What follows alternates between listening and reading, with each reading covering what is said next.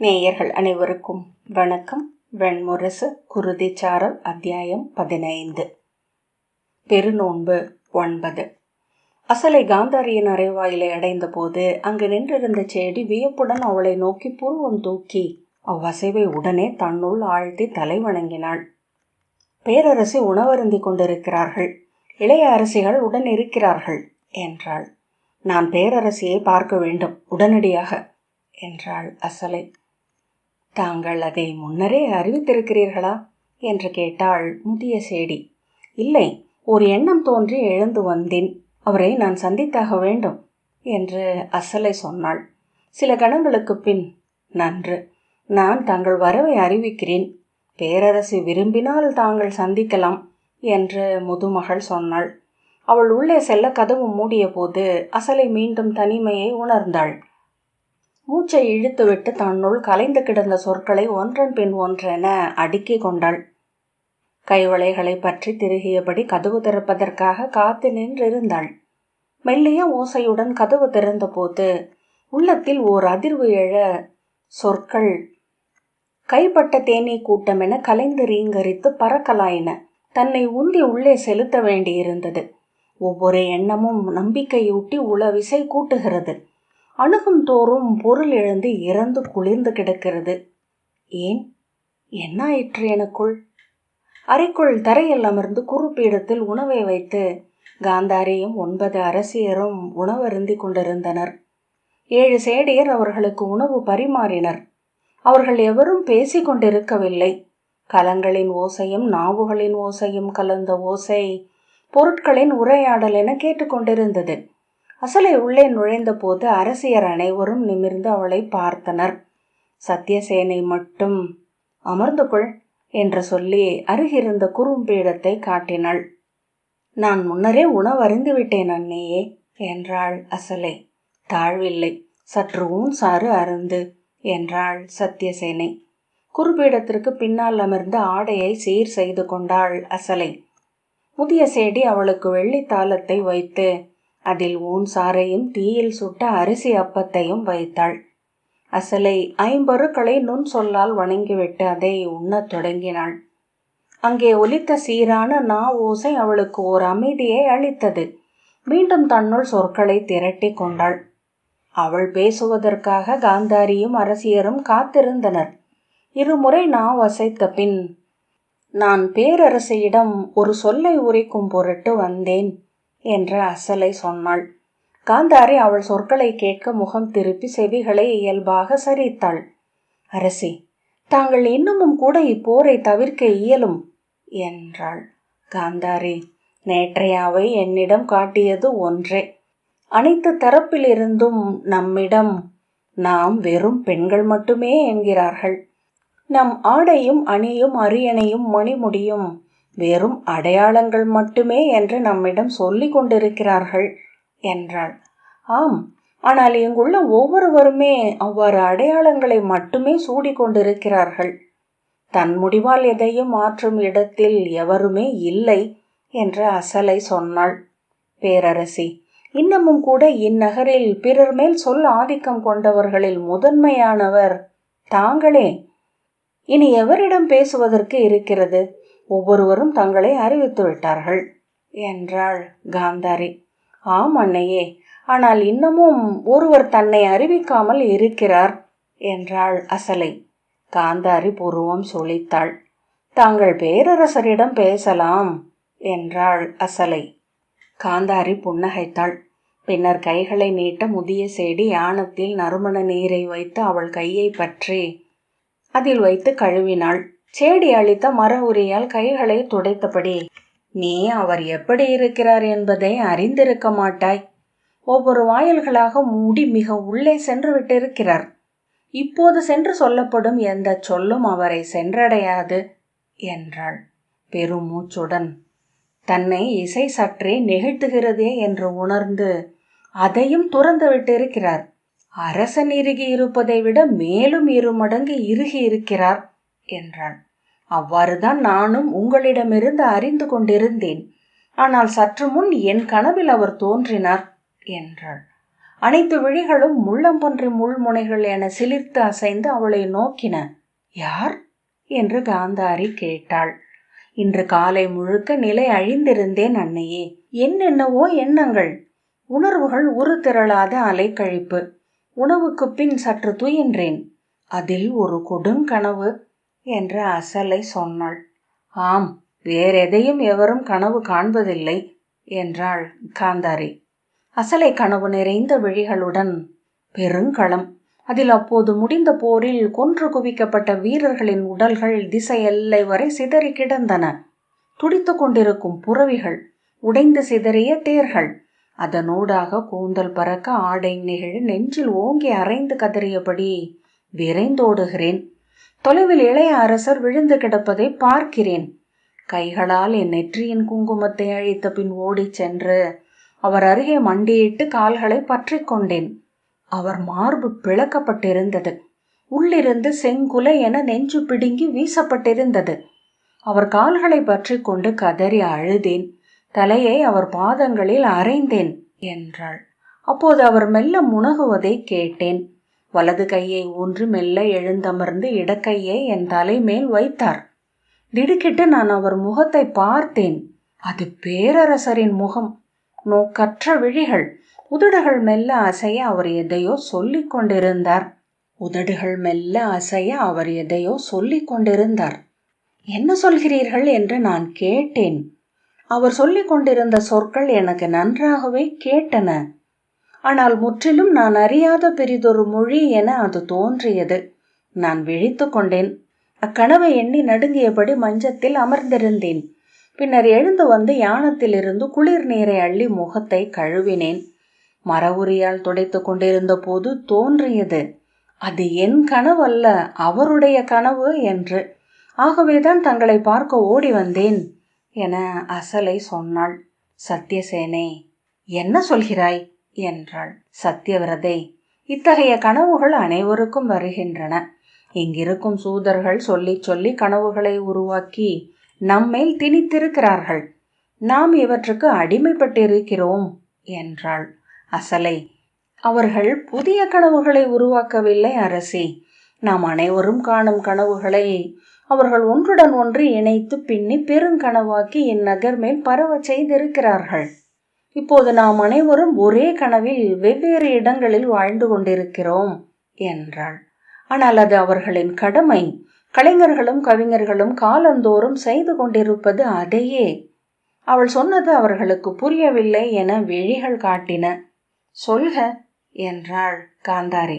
பேரரசி, அங்கே தன் அறையில் பேரரசர் தொடர்ந்த கொடுங்கனவுகளில் வாழ்கிறார். 1000 மைந்தரின் தந்தை. ஒவ்வொரு மைந்தருடனும் தானும் இறந்து மீண்டு கொண்டிருக்கிறார். ஒவ்வொரு நாளும் 1000 இறப்புகள். மீண்டும் பிறக்கும் இறப்புகளே துயரத்தின் உச்சி புள்ளிகள். என்று அவர் இருக்கும் கொடுநரகில் 1000 பழி சேர்த்து தெய்வ தீச்சொல் பெற்றவர்கள் கூட இறந்ததில்லை. தாங்கள் அவரை கைவிட்டு விட்டீர்கள் என்றே எனக்கு தோன்றுகிறது என்றாள். காந்தாரி சேடியை நோக்கி நீட்டிய மர உரி அவ்வாறே அசைவற்று நிற்க அவளை நோக்கி செவி நாட்டி நிலைத்தாள். பின்னர் பெருமூச்சுடன் கைகளை தாழ்த்தே மெய்தான் என்றாள். துயர் கொண்டவுடன் நாம் பிறரை நோக்கி ஓடுகிறோம், பகிர்ந்து கொள்ள துடிக்கிறோம். ஆனால் பெருந்துயர் கொண்டதும் அனைத்து வாயில்களையும் மூடி தனிமை கொள்கிறோம். முற்றிலும் பிறரறியாது நம்மை ஒடுக்கிக் கொள்கிறோம். ஏனெனில் துயர்கள் மானுட உருவாக்கம். பெருந்துயர் என்பது தெய்வத்தின் கொடை என்று அசலை சொன்னாள். நீங்கள் இருவரும் முற்றாக விலகி கொண்டு விட்டீர்கள். சென்ற 15 ஆண்டுகளில் நீங்கள் ஆண்டுக்கொரு முறை அவருடன் அரியணை அமர்ந்ததற்கு அப்பால் அவரை அணுகியதே இல்லை. காந்தாரி, மெய்தான், நானும் அத்தகைய பெருந்துயரில்தான் 15 ஆண்டுகளை இங்கு கடந்தேன் என்றாள். ஆனால் அது அன்னையின் துயர். அது உடல் சார்ந்தது, எனவே பருவடிவு கொண்டது. இப்புவியில் பருப்பொருள் தன் அளவை விட்டு பெருகாது என்னும் தெய்வ ஆணையை கொண்டுள்ளது. அன்னையே, தந்தையின் துயர் இருளென வெறுமையென நுண்வடிவானது. கணம் கோடி மடங்கென பெருகும் வல்லமை கொண்டது அது. அது கடல் எனில் உங்கள் துயர் துமி என்றாள் அசலை. காந்தார அரசிகள் 9 பெருமூச்சு விட்டனர். சத்தியசேனை, மெய்தான், நாங்களும் அவரை முற்றாக கைவிட்டு விட்டோம். எங்கள் துயரை வெல்ல அக்கையுடன் ஓர் உடல் என ஒட்டி கொண்டோம்.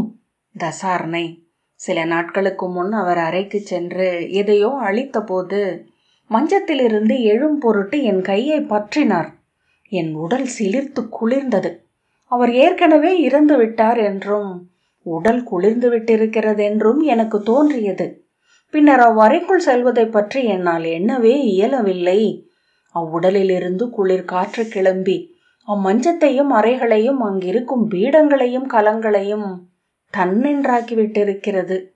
குளிர் நீர் நிறைந்த சுனையில் மூங்குவது போன்றது அவர் அறைக்கதவை திறந்து அவ்வறைக்குள் நுழைவது என்றாள். என் கனவில் அவர் வருகையில் எல்லாம் வெம்மை கொண்டிருக்கிறார். அவர் காதுகளில் இருந்தும் கண்களில் இருந்தும் சூளையின் துளைகளினூடாக தழல் என அனல் பீரிடுவதை கண்டிருக்கிறேன் என்றாள் சுதேஷ்ணை. சத்தியவிரதை, இருமுறை என் கனவில் அவர் வந்தார். அஞ்சி விழித்து கொண்டு அக்கையை நோக்கி ஓடி வந்தேன். சம்ஹிதை, இங்கு அக்கையுடன் இருக்கையில் அவர் கனவுகளில் எழுவதில்லை. செம்மண் அலைகள் என படர்ந்து வான்வெளிம்பால் எல்லையிடப்பட்ட காந்தார பெருநிலத்தில் வாழ முடிகிறது. நீங்கள் அனைவரும் அவர் மேல் உள்ளூர வெறுப்பு துளி ஒன்றை கொண்டிருந்தீர்கள். அதையே அவருக்கு மைந்தர்கள் என பெருக்கி திருப்பி அளித்தீர்கள். மைந்தர்கள் கணவர்களை நோக்கும் அன்னையரின் கண்மணிகளுக்குள் ஒளி என்றோ இருள் என்றோ முதலில் தோன்றுகிறார்கள் என்று நூல்கள் சொல்கின்றன என்றாள் அசலை. அவர்கள் எவரும் மாற்றுச் சொல் எடுக்கவில்லை. சற்று அசைந்த சத்தியசேனே, ஏன் நாங்கள் அவரை வெறுக்க வேண்டும் என்றாள். பெண்கள் கொழுநரை சற்றேனும் வெறுக்காமல் இருக்க முடியாது அரசே என்றாள் அசலை. ஏனென்றால் பெண்களின் முற்றுவகை முதிரா இளமையில் மட்டுமே. இளமையை இழப்பதே அவர்களின் துயர். அத்துயரின் விழிதொடு வடிவென இருப்பவர் கொழுனர். அரசியர் அமைதியில் ஆழ்ந்து அமர்ந்திருந்தனர். விழிகள் ஒவ்வொரு கோணத்தில் தரையிலும் அருகிருந்த பொருட்களிலும் ஊன்றி தழைந்திருந்தன. உங்கள் எவருக்கும் அவருடன் சொற்தொடர்போ உளத்தொடர்போ இன்று இல்லை. அத்தொடர்பு உள்ளவர் சூத அரசி அன்னை பிரகதி மட்டுமே என்றாள் அசலை. காந்தாரி சீற்றத்துடன், அவளா? ஆம், தாங்கள் சற்று அறிந்திருப்பீர்கள். இன்று ஒவ்வொரு நாளும் யுயுட்சுவின் அன்னை மட்டுமே அவரை சென்று சந்திக்கிறார். பகலெல்லாம் அவர் அறைக்குள் இருப்பவர் அவர் மட்டுமே. பேரரசர் அவருடனும் சஞ்சயனிடமும் யுயுட்சுவிடமும் மட்டுமே சொல்லெடுக்கிறார் என்றாள் அசலை. இளைய அரசியர் சீறி எழுவர் என்று அசலை நினைத்தாள். ஆனால் அவர்கள் அமைதியாக அமர்ந்திருந்தனர். காந்தாரி, அவள் இதற்காக காத்திருந்தாள். அத்தனை துணைவியராலும் அவர் கைவிடப்படும் போது அருகே சென்றமர்ந்து தன் இடத்தை உருவாக்கி கொள்ளலாம் என்று எண்ணினாள். ஊழ் அதற்கான வாய்ப்பை அளித்தது. நன்று, அம்மைந்தனுக்கு மணிமுடியும் அமைக. அத்தனை அரசியரும் திகைப்புடன் விழி தூக்க அசலை துயருடன் புன்னகைத்தாள். நான் இன்று விழைவதெல்லாம் சத்தியவதி சென்றது போல காடணைவதை மட்டுமே என்றாள் காந்தாரி. ஆனால் இங்கல்ல, மீண்டும் காந்தார செம்புலத்திற்கு. அன்னையே, உண்மையில் இப்படி ஒரு தருணம் அரசருக்கு வரும் என்று எண்ணித்தான் தெய்வங்கள் அன்னை பிரகதியை அவருக்கு சேர்த்தனவோ என்றாள் அசலை. சத்தியவிரதை உரத்த குரலில், இப்படியெல்லாம் இதை விளக்கிக் கொள்ள வேண்டிய தேவை என்ன? அவர் காட்டை நிறைக்கும் மத களிறு. 1000 பெண்டிர் அவருக்கு. யார் அமைந்தால் என்ன, மறைந்தால் என்ன? அது உண்மை அல்ல என உங்களுக்கு தெரியும் என்றாள் அசலை. இதை பற்றி நீ பேச வேண்டியதில்லை என்றபடி சத்தியவிரதை எழுந்த அருகே வந்தாள். எதற்கு இப்போது வந்தாய்? எங்கள் மேல் பழி சுமத்தவா? அன்றி அக்கையை துன்புறுத்தவா? கையசைவால் அவளை அமர வைத்த காந்தாரி, நீ சொல்வது மெய். அவரை நாங்கள் விலக்கினோம். அவ்விடத்தில் அவள் சென்று அமர்ந்தும் விட்டிருக்கிறாள். ஆனால் எனக்கு முள்முனை அளவு கூட குற்ற உணர்வு இல்லை என்றாள். அன்று அவையில் எழுந்து சூழ்ந்து பெண்ணை துகில் களைந்து இழிவுபடுத்தியது அவருடைய குருதி. மைந்தரை தந்தையில் இருந்து பிரித்து பார்க்க வேண்டியதில்லை. அசலையின் இதழ் மெல்ல பிரிந்த ஓசையை கேட்டவள் போல, ஆம், அவர் பேரறத்தான் என்றும் பெருந்தன்மையே அன்றாட இயல்பென்று கொண்டவர் என்றும் நான் அறிவேன். ஆனால் உள் ஆழத்தில் எங்கோ உறையும் இருள் ஒன்று அவருள்ளில் இருந்து வந்து மைந்தராகி பெருகி இந்நகரை நிறைத்திருக்கிறது என்றாள் காந்தாரி. திரௌபதி சிறுமை செய்யப்பட்ட பின் அவரை நான் சந்தித்த போது நெஞ்சுடைந்து கதறி அழுதார். அவ்வழுகை எத்தனை மெய்யானது என்று எனக்கு தெரியும். அதன் பின்னரும் பல நாட்கள் எண்ணி எண்ணி கலுழ்ந்தார். சொல்லி சொல்லி நெஞ்சாற்றாமல் கைகளால் தரையை ஓங்கி அரைந்து கொண்டு விம்மும் அவரை இளையவர்கள் கண்டு இருக்கிறார்கள். அவ்வுணர்வுகள் முற்றிலும் மெய்யானவை, ஐயத்திற்கு இடமில்லை. ஆனால் அது அச்செயலை இயற்றியது தானே என்னும் உணர்விலிருந்து எழுந்ததல்லவா? அச்செய்தியை கேட்டதும் ஒரு கணமேனும் மைந்தரென நின்று அவர் அதை நடிக்கவில்லையா? அவ்வினாவை நான் சென்றடைந்த அன்றே அவரிடமிருந்து ஒழிந்தேன். உரத்த குரலில் காந்தாரி சொன்னாள். அப்பழியிலிருந்து அவர் ஒருபோதும் விலக முடியாது. தன் கைகளால் குருதி பலி அளித்து அப்பழியை அவர் ஈடுகட்டியாக வேண்டும். இரக்கத்துக்குரியவர் என்பதில் மாற்று எண்ணமில்லை எனக்கு. பழிக்குரியவர் என்பதிலும் பிரிதொரு கருத்தில்லை. சிறிய உதடுகளை வெண்முனைப்பற்கள் கடித்து அழுத்த அவள் தலை குனிந்து அமர்ந்திருந்தாள். முகம் சிவந்து குருதி வண்ணம் கொண்டிருந்தது. கழுத்திலும் தோளிலும் கன்னங்களிலும் பச்சை நரம்புகள் புடைத்திருந்தன. மூச்சில் பெருமுலையின் இடுக்கு அசைந்தது. அசலை பெருமூச்சு விட்டு, இத்தனை பெரு வஞ்சத்தையா நாம் இங்கு ஈட்டி இருக்கிறோம்? அன்னையே, நீங்கள் சொல்லும் ஒவ்வொரு சொல்லையும் என் கணவரை பற்றி நானும் எண்ணி இருக்கிறேன். இப்போது இச்சொற்கள் என் செவியில் விழுகையில் ஆம் ஆம் என்று என் உள்ளமே எழுகிறது. காந்தாரி நாகச் சீரலென, ஆம், பெரு வஞ்சமே தான். வஞ்சம் பாஞ்சாலத்து அரசியுடையது அல்ல, பெண் குலத்து முழுமைக்கும் உரியது, பேரன்னையருக்கு உரியது. அறிக, இந்த சிற்றறையில் அமர்ந்திருக்கும் நான் இம்மண்மறைந்த அத்தனை பேரன்னையரின் தசை வடிவம். என் நிலையிலும் அச்செயலுக்காக இவர்களை நான் பொறுத்து கொள்ள மாட்டேன். அன்னை என்று 1000 கை நீட்டி கண்ணீருடன் மைந்தருக்காக எழுகையிலேயே குருதி குருதி என்று கூவும் ஒரு கொடுந்தெய்வத்தையும் என்னுள் கொண்டிருக்கிறேன். அப்பழியின் முதல் புள்ளி பேரரசரே. அசலை உள்ளம் எடை கொண்டு மெல்ல அசைய அணியோசை ஒரு சொல்லென காந்தாரியிடம் எதையோ உரைத்தது. அவள் முகம் தூக்கி, அவர் மேல் காழ்ப்பு என்று சொன்னாயல்லவா? அது மெய். எங்கிருந்து எழுகிறது அது என்று அறிவாயா? முன்பு நானும் இதை எண்ணியதுண்டு. சுனையில் மிதக்கும் ஓர் இலையின் நிழல் ஆழத்தில் அதன் சேற்றுத்தட்டில் விழுந்திருப்பதைப் போல அவர் உடல் கொண்ட இவ்விழியின்மை உள் ஆழத்தில் எங்கோ நிழலாக விழுந்து வடுவென பதிந்துள்ளது. அவர் கொண்ட நல்லியல்புகள் அனைத்தும் அதற்கெதிராக அவர் கற்று எண்ணி நிரப்பிக் கொண்டவையே. நாம் காணும் பேரரசர் அந்நல்லியல்புகளால் மட்டுமே ஆனவர். ஆனால் துலாவின் மறுதட்டில் சற்றே மிகுந்த எடையுடன் அக்கருந்துளி அமைந்திருக்கிறது. வென்று தன்னுள் ஒடுக்கி அவர் ஆண்ட அக்கரு நிழலே மைந்தரென எங்கள் வயிற்றினூடாக எழுந்து பெருகி அவரை சூழ்ந்துள்ளது. அவை நடுவே அரசியை சிறுமை செய்த கீழ்மை எது? அது ஒரு விழியின்மை அல்லவா? அவை நடுவே அரசியை சிறுமை செய்த கீழ்மை எது? அது ஒரு விழியின்மை அல்லவா? அன்னையே, அவ்விழியின்மை இல்லாத ஆண்கள் உண்டா? அவ்விழியின்மை இல்லாத ஒருவர் பெருந்தந்தை என்று ஆக முடியுமா என்றாள். தீர்க்கதமசின் கதையை நாம் அறிவோம். பெருங்காமமும் பெருவிழைவும் பேராற்றலும் விழியற்றவை. விழியின்மையே வேத பெற்றி என்றான தீர்க்கதமசியின் குருதியிலிருந்து பிறந்தவர்கள் அல்லவா? என்று பாரத வருஷத்தை நிறைத்திருக்கும் அரசர்களில் பெரும் பகுதியினர். காந்தாரி அதை எண்ணியதனால் மெல்ல தணிந்து, ஆம், தீர்க்கதமசின் விழியின்மையே இங்கு படைக்கலங்களாகி பெருகி பாரத வருஷத்தை நிறைத்திருக்கிறது. மாறி மாறி கொன்று களம்பட்டு குருதி பெருக்கி அழியப் போவது அதுதான். அக்கையே, இத்தனைக்கும் அப்பால் நாம் ஒருபோதும் மறுத்துவிட முடியாத ஒன்று உண்டு. அவர் நம் மைந்தரின் தந்தை என்றாள் சத்தியவிரதை. சத்தியசேனை, ஆம், நம் மைந்தரின் தந்தை அவர். நம் மைந்தர் எவராயினும் நாம் அளித்த குருதி கொண்டவர் என்பதை மறக்க முடியாது. உளமளித்தது தந்தை என்றால் உடல் அளித்தது நாம். அப்பழியிலிருந்து நமக்கும் மீட்பு கிடையாது. நான் சொல்ல வந்ததும் அதுதான் அன்னையே. தாங்கள் பேரரசரை சென்று சந்திக்க வேண்டும். அதற்கு முன் யுயுத்சுவையும் அவர் அன்னையையும் சந்தித்தாக வேண்டும்.